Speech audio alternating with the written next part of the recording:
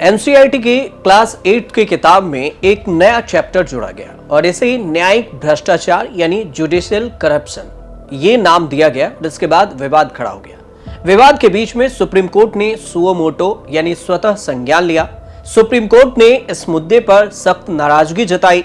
CJI Suryakant ने इसे न्यायपालिका के खिलाफ सोची समझी और गहरी साजिश करार दिया। साफ कहा कि अदालत किसी को भी न्यायिक संस्था की प्रतिष्ठा पर सवाल उठाने या उसकी छवि खराब करने की अनुमति नहीं देगी। सीजेआई सूर्यकांत ने जो टिप्पणी की है उसमें कहा है कि मैं किसी को भी संस्था को बदनाम करने की अनुमति नहीं दूंगा।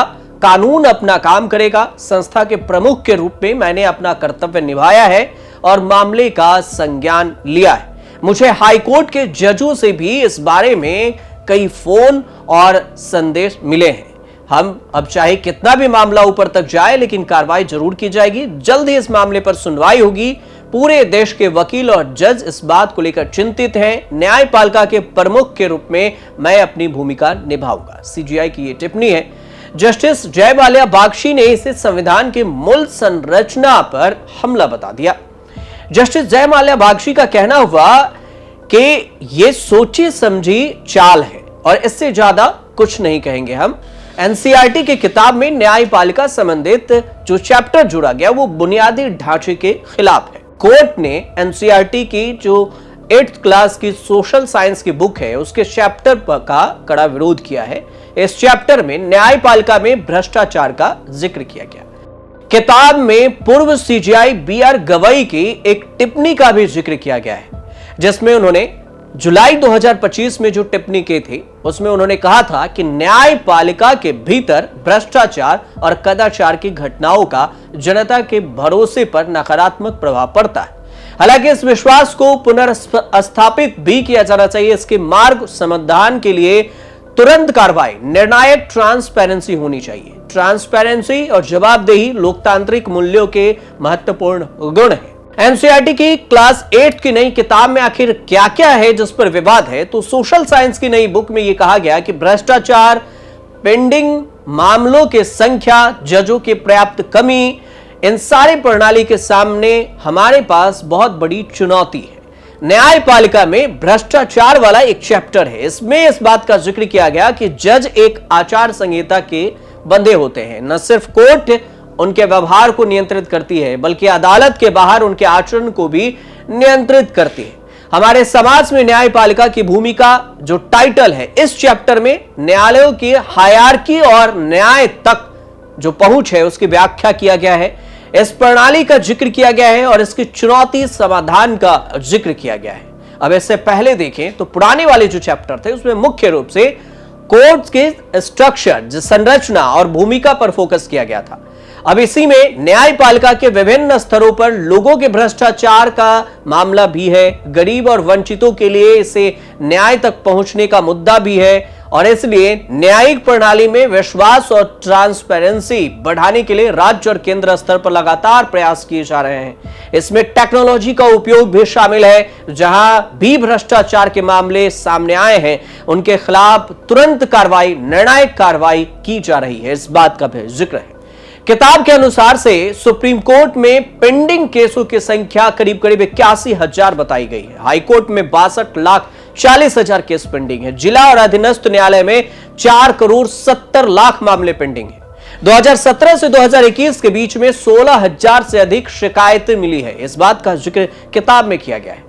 एनसीईआरटी की 8वीं की कक्षा की किताब में सीजेआई सख्त इसलिए भी है क्योंकि इसमें न्यायिक भ्रष्टाचार, जुडिशियली करप्शन का जिक्र है, जिसमें कहना यह है कि न्यायपालिका की छवि खराब होगी और किताब में जुडिशियली करप्शन जैसे शब्दों का इस्तेमाल किया गया है। यानी कि किताब में यह बताया गया है कि न्यायपालिका कोर्ट सिस्टम में भी भ्रष्टाचार हो सकता है और इस बात पर कई बड़े वकीलों और फिर जजों ने आपत्ति जताई है। यानी कि अदालत ने इसे हल्का मामला नहीं माना और इस पर कार्रवाई की जरूरत समझी है कि इस पर कार्रवाई होनी चाहिए, तुरंत होनी चाहिए। इस पर वरिष्ठ वकीलों की जो राय है वो भी आपको बता देते हैं। वरिष्ठ वकील कपिल सिब्बल हैं, उनका कहना है कि बार में इस बारे में कि वरिष्ठ सदस्य में बदलाव से परेशान है। अभिषेक मनु सिंघवी का कहना है कि ऐसा लगता है कि जैसे केवल न्यायपालिका को ही भ्रष्ट बताया गया है उन्होंने सवाल यह भी उठाया है कि अगर भ्रष्टाचार की बात की गई है तो फिर राजनेताओं, मंत्रियों और अधिकारियों का जिक्र क्यों नहीं किया गया? इस किताब में सिर्फ न्यायपालिका को ही क्यों लिया गया? इस मुद्दे को सरकार और न्यायपालिका के बीच में नया टकराव भी माना जा रहा है, क्योंकि किताबें सरकार से जुड़े संस्थान तैयार करती है। अब सुप्रीम कोर्ट ने खुद इस पर सख्त रुख अपनाया है, सुओ मोटो संज्ञान लिया है, यानी कि बिना किसी याचिका के खुद ही कार्रवाई शुरू करी है। तो फिर आने वाले दिनों में इस पर सुनवाई भी हो सकती है और कोर्ट यह भी तय करेगा कि किताब में बदलाव जो किया गया है वो सही है या नहीं। और फिर यह भी समझ लीजिए कि क्यों किया जाता है सुओ मोटो। तो सुओ मोटो जनहित के रक्षा के लिए गंभीर मामलों में तुरंत कार्रवाई के लिए लिया जाता है। जब पीड़ित व्यक्ति कोर्ट तक नहीं पहुंच पाता तो सुओ मोटो सुप्रीम कोर्ट स्वतः संज्ञान लेती है। किताब के पहले संस्मरण में न्यायपालिका में नियंत्रण और संतुलन की भूमिका के बारे में लिखा गया था, जबकि दूसरे संस्मरण में जो सेकेंड एडिशन है, भ्रष्टाचार और पेंडिंग केस के बारे में जानकारी दी गई है। लेकिन यह भी बात है कि यह बुक अभी बाजार में नहीं आया है। अब इसके जो डायरेक्टर हैं डीपी सकलानी, इनके भी जिक्र हो रहे हैं। एनसीईआरटी के बुक में क्या जोड़ा जाए क्या नहीं, इसके लिए एक पैनल मेंबर बनाई जाती है जो कि 2023 में बनी थी। यही डिसाइड करते हैं कि क्या जोड़े क्या नहीं। एनईपी के तहत जो क्लास 3 से 8 तक 19 सदस्यों की एक टीम बनाई गई, टीचिंग लर्निंग मटेरियल कमेटी, जिसे एनएसटीसी कहा गया, और इसकी अध्यक्षता एमसी पंत कर रहे थे। एमसी पंत की निगरानी में 19 सदस्यों की टीम बनाई गई और इसी में यह कहा गया कि कौन कौन चैप्टर जुड़े जाएंगे। मंजुल भार्गव ने इसकी अध्यक्षता की। 19 पैनल में देखेंगे तो सबसे जो चेयरपर्सन है एमसी पंत है। इसके अलावा जो चांसलर है national institute of educational planning and administration यानी NIEPA के चांसलर है प्रोफेसर मंजुल भार्गव है, जो को चेयरपर्सन है, प्रोफेसर है। इसके अलावा इनके बात करें तो दूसरे हैं सुधा मूर्ति भी हैं। इसमें जो ऑथर हैं, चेयरपर्सन हैं इंफोसिस फाउंडर के, और शंकर महादेवन है, सिंगर कंपोजर हैं, ये भी इस चेयर कमेटी में शामिल हैं।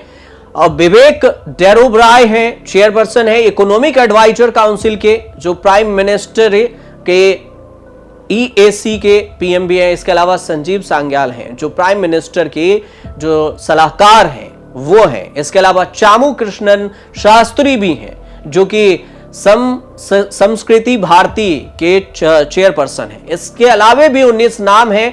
जिस नामों का जिक्र किया जाए तो थोड़ी लिस्ट लंबी हो जाएगी, लेकिन मुख्य रूप से जिन जिन नामों का जिक्र है उसमें से हमने आपको 5-6 नाम बताए हैं। 19 मेंबर्स हैं इसमें जिन्होंने ये तय किया कि इसमें ये चीजें होनी चाहिए और क्या चीजें नहीं होनी चाहिए, और इसी को लेकर विवाद है। अब सुप्रीम कोर्ट ने स्वतः संज्ञान लिया है तो वो क्या कुछ फैसला देगा आने वाले समय में पता चलेगा कि सुप्रीम कोर्ट क्या कुछ कहती है। लेकिन सरकार और कोर्ट के बीच में सीधे टकराव का ये मामला है और इस पर जब कुछ अपडेट आएगा तो हम आपको जरूर बताएंगे। आपकी कोई राय हो तो आप हमें जरूर बताइए कमेंट करके, और देखते रहिए न्यूज़ तक। राजनीति हो या क्राइम, संसद की बहस हो या सड़क की सच्चाई,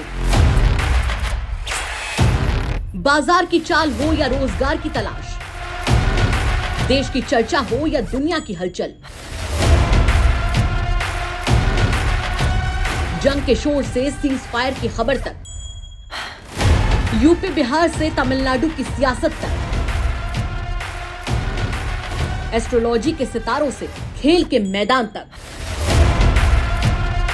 सच साफ सीधे अंदाज में देखिए तक 360, गली से ग्लोब तक।